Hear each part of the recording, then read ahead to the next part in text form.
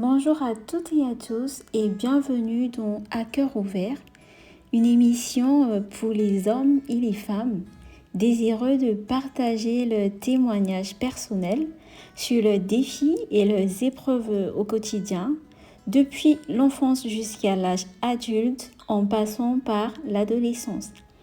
Nous parlerons de défis d'ordre professionnel, familial ou sentimental afin d'édifier plus d'un et leur montrer qu'ils ne sont pas tout seuls et qu'ils peuvent s'en sortir malgré les situations qu'ils traversent.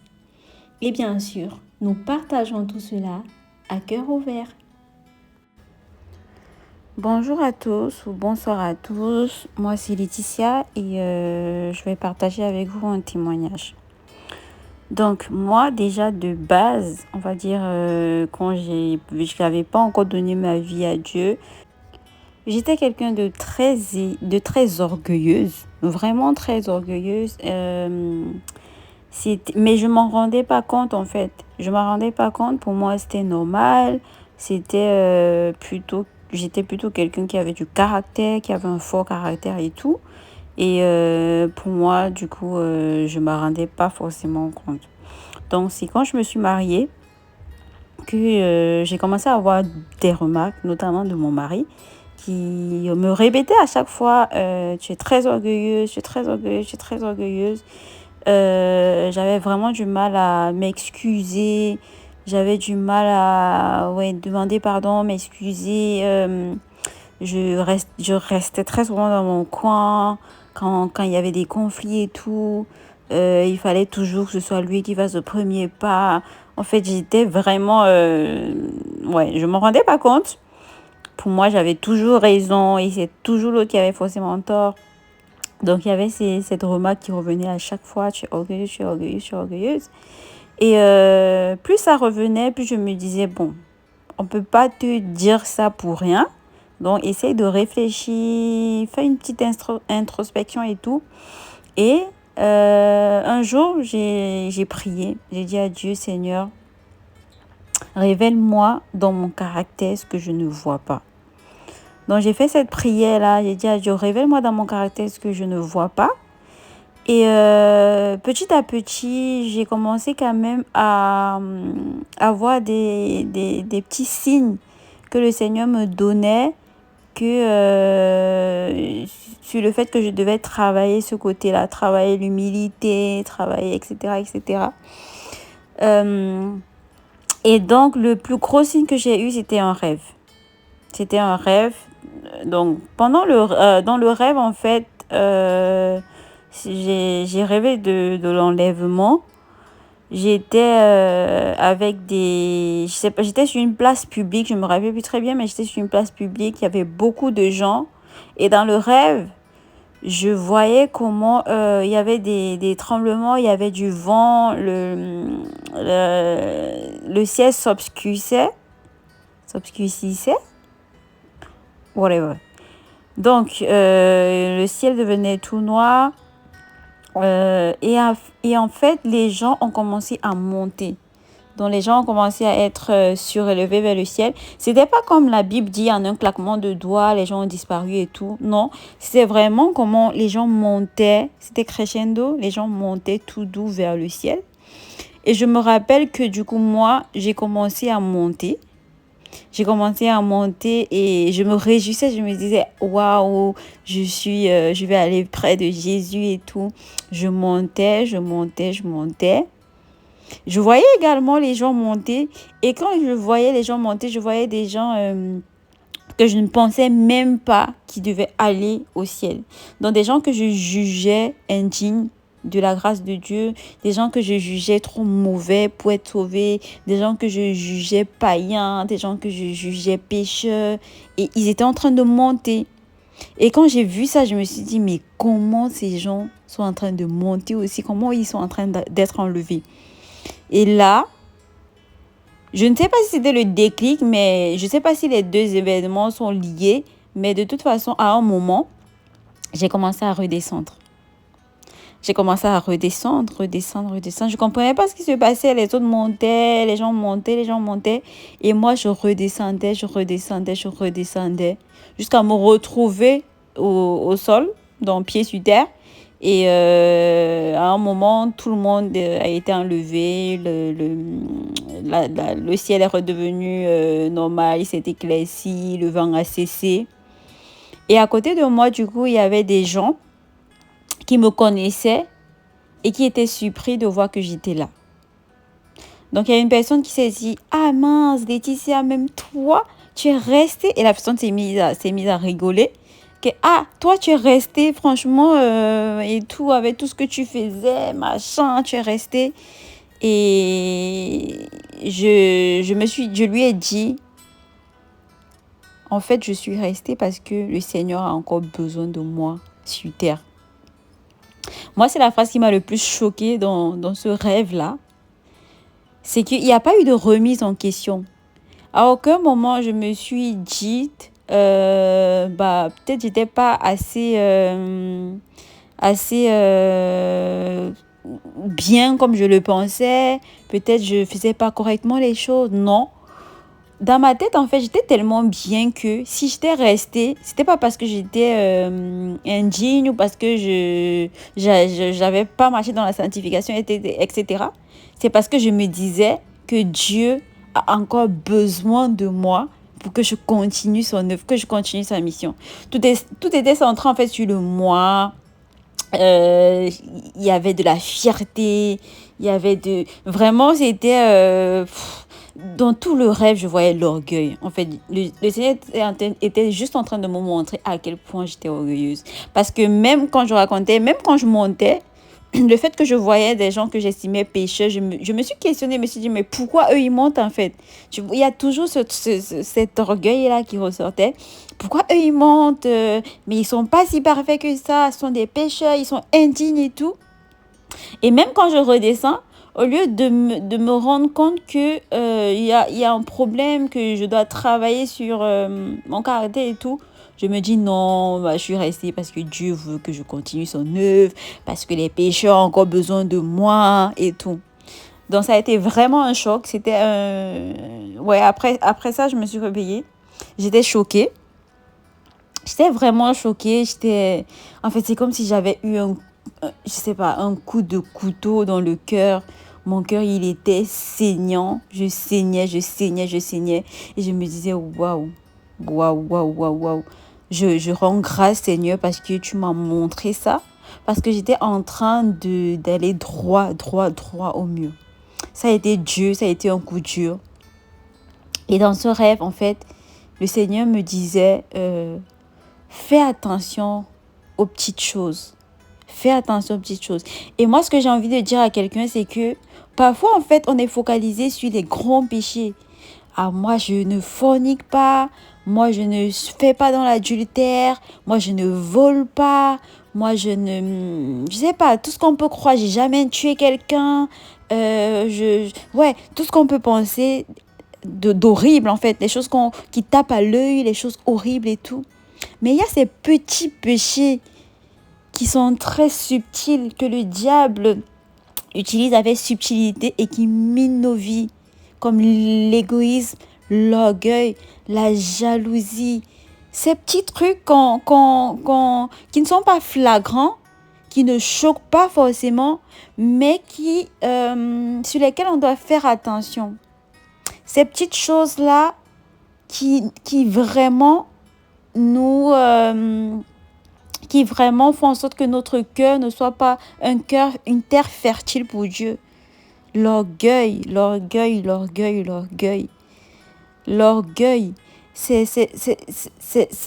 Ça peut passer, comme moi je disais, je ne voyais pas, je ne m'en rendais pas compte.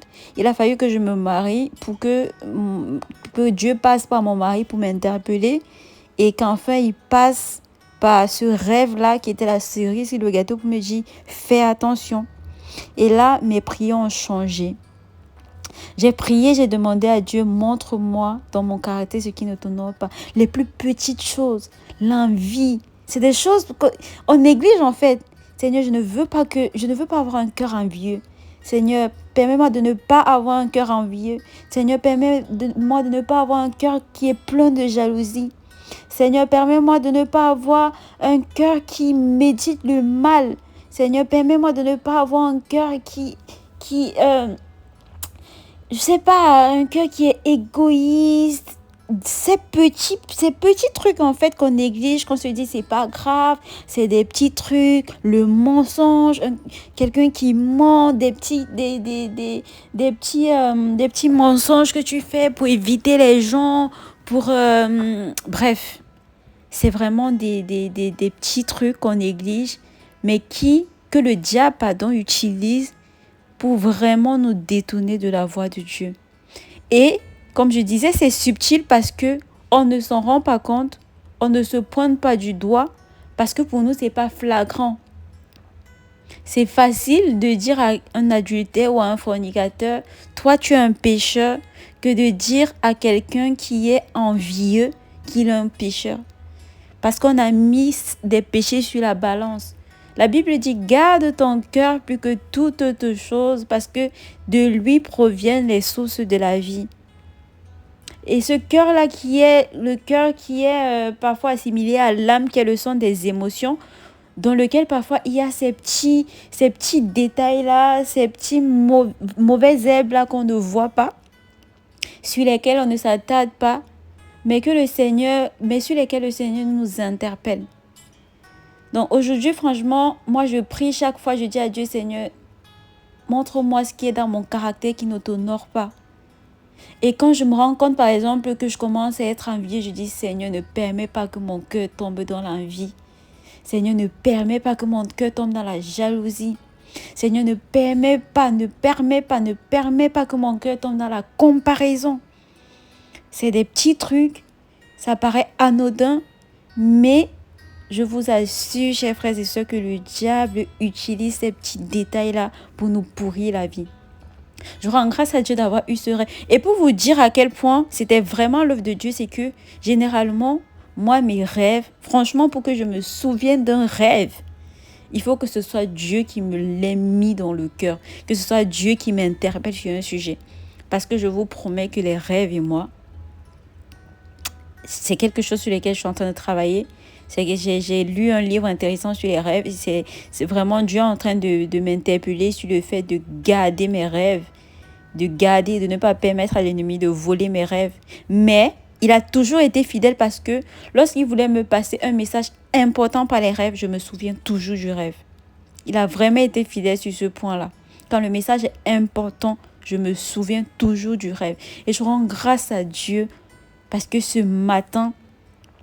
cette nuit-là, ce matin-là, je me suis souvenue de ce rêve. J'ai eu le cœur qui brûlait et j'ai compris que c'était une interpellation de Dieu. Aujourd'hui, les choses ont beaucoup évolué.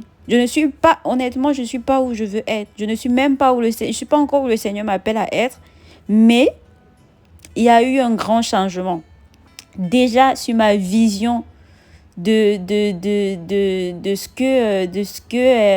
la proportionnalité ou du poids des péchés, il y a eu un changement sur la compassion envers les autres, l'absence de jugement.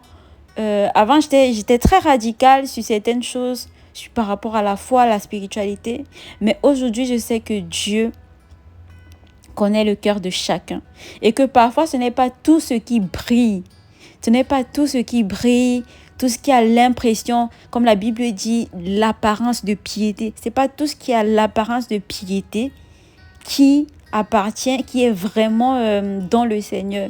La Bible dit que beaucoup diront Seigneur, Seigneur, Seigneur, mais ils n'hériteront pas du royaume des cieux.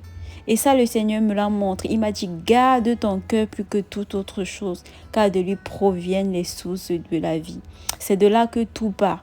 Tes pensées. Tu marches peut-être dans la sanctification. Je vais même pas dire dans la sanctification. Peut-être dans ton entourage, tu n'es pas la personne qui sort de gauche à droite, qui va en boîte de nuit. Tu n'es pas la personne qui qui fornique, tu n'es pas la personne qui insulte, qui est toujours en compagnie de mauvaises personnes et tout. Tu vas à l'église tous les dimanches et tout. Mais n'oublie jamais de demander à Dieu, Seigneur, révèle-moi dans mon cœur, dans mon caractère, ce qui ne t'honore pas. Et parfois, c'est des petites choses que tu négliges qui va te montrer et te dire ici, il faut que tu travailles parce que tu es très envieuse et ce n'est pas bon. Parce que ce péché de l'envie là, il va t'égarer. Il va te dire travaille ta jalousie. Il va te dire travaille ta colère. Tu es très colérique. Et dans tes moments de colère, le diable peut t'égarer. Il va te dire travaille ta gestion des émotions. C'est des trucs qu'on néglige, mais c'est subtil. Et le diable, il fait tout avec subtilité. Il fait tout avec subtilité. Et je rends grâce vraiment à Dieu pour cette interpellation parce que c'était une période de ma vie où je pensais vraiment que j'avais atteint le sommet avec Dieu, qu'il n'y avait rien d'autre que je pouvais faire. Et là, il m'a dit redescends sur terre. Redescends sur terre parce que tu n'es pas encore où tu dois être. Tu n'es même pas encore où je veux que tu sois. Redescends sur terre. Je rends vraiment grâce à Dieu. Je rends vraiment grâce à Dieu. Et par ce témoignage, vraiment, je voudrais dire à quelqu'un, ne reste pas confortable dans la position dans laquelle tu es. Et ne reste pas dans cette position de félicitations, d'où je suis, d'autosatisfaction du chemin parcouru. Non, ne reste pas dans cette position-là, mais reste toujours dans la position de celui qui dit « Seigneur, montre-moi dans mon cœur, dans mon caractère ce qui ne t'honore pas. Montre-moi, même quand je sens que tout va bien, je sais que tant que je suis dans ce corps mortel, rien ne peut être parfait. Alors montre-moi, Seigneur, ce qui dans mon caractère, ce qui dans mon cœur ne t'honore pas. » Et frères et sœurs, je crois que vous seriez surpris de ce que le Seigneur va vous révéler. Des choses subtiles dont vous ne tenez pas compte, mais sur lesquelles le diable vous tient en laisse. Je bénis vraiment le Seigneur pour ce qu'il a fait pour moi. Parce que sans ça, sans ce rêve-là, je ne pense pas que j'aurais pris la résolution de faire ce travail-là en moi. Après ce rêve, je suis allée dans une bibliothèque CLC à Paris et j'ai acheté un livre sur l'humilité que le Seigneur m'a mis à cœur. Le Seigneur m'a mis à cœur d'acheter ce livre-là sur l'humilité et il m'a enseigné. Il m'a vraiment enseigné sur l'humilité. Il m'a même enseigné parce qu'en fait, en fin de compte, je ne savais même pas ce que c'était l'humilité. Ah, je le dis humblement parce que je me suis rendu compte en fait que je ne connaissais même pas ce qu'était l'humilité. Et c'est parce que je ne connaissais pas ce qu'était l'humilité que je pensais à ce moment-là que je n'étais pas une personne orgueilleuse. Mais quand il m'a enseigné sur ce qu'est l'humilité, frères et sœurs, quand il m'a enseigné sur ce qu'était l'humilité, j'ai compris que j'étais orgueilleuse. J'ai compris que j'étais orgueilleuse. Et je veux aussi attirer l'attention sur ce point-là parce que parfois, on manque de révélation. On manque de révélation. Il y a beaucoup de personnes qui font certaines choses qu'elles estiment qui ne sont pas des péchés et qui ne sont pas graves parce qu'elles manquent de révélation sur la norme de Dieu. Et je prie que le Seigneur, quand on fait cette prière, Seigneur, montre-moi ce qui ne va pas, montre-moi ce qui ne t'honore pas, que le Seigneur nous montre la révélation de sa norme dans le nom de Jésus. Parce que ce n'est que comme ça qu'on peut être convaincu par le Saint-Esprit de péché, qu'on peut être convaincu qu'on n'est pas sur la bonne voie. Donc voilà un peu ce que je voulais partager avec vous sur ce rêve que j'ai eu où je ratais l'enlèvement et comment le Seigneur a utilisé ce rêve pour m'interpeller sur mon caractère, sur les choses que je devais changer. Comme je disais, je ne suis pas encore où je veux être, mais je rends grâce parce que je vois son œuvre en moi. Je vois le travail qu'il fait en moi. Je ne suis vraiment pas. J'aimerais bien que mon mari écoute cette vidéo. Parce que honnêtement, aujourd'hui, c'est lui mon baromètre. C'est lui mon baromètre. Le jour que mon mari me dira, ma chérie, tu es remplie d'humilité, je saurai que j'ai fait un gros pas. Je saurai vraiment que je suis à un niveau où je ne pensais jamais être et tout cela ce sera grâce au Saint-Esprit. Donc aujourd'hui, on va dire que je suis à mi-parcours. Je ne pouvais pas attendre d'être au top avant de faire ce témoignage parce que pour moi, c'est une urgence en fait. Pour moi, c'est quelque chose d'urgent. C'est quelque chose d'urgent qu'il faut qu'on partage. C'est quelque chose d'urgent qu'il faut que tout le monde mette en place dans sa vie. De faire cette prière-là sincèrement. Parce que la Bible dit que Dieu est le rémunérateur de ceux qui le cherchent. Si tu dis d'un cœur sincère à Dieu, Seigneur, révèle-moi ce qui en moi ne t'honore pas, ce qui en moi est un frein à ma marche avec toi. Je vous assure, le Seigneur y répond. Le Seigneur y répond. Et comme je disais, pour moi, c'est une urgence. C'est une urgence. C'est une urgence. Parce que c'est des choses sur lesquelles le diable nous tient parfois sans qu'on ne le sache. Et on est là, on est convaincu de piété, mais ce n'est qu'une apparence de piété comme la Bible le dit. Donc, merci à vous de m'avoir écouté. J'espère que ce témoignage vous a béni. Et voilà, je rends grâce à Dieu et je prie qu'il vous visite aussi dans ce sens, dans le nom de Jésus. Amen. Gloire à Dieu pour ce témoignage et merci à vous de l'avoir écouté. Si vous aussi vous avez un témoignage, n'hésitez pas à nous contacter via le lien Instagram en description. D'ici là, que le Seigneur vous bénisse.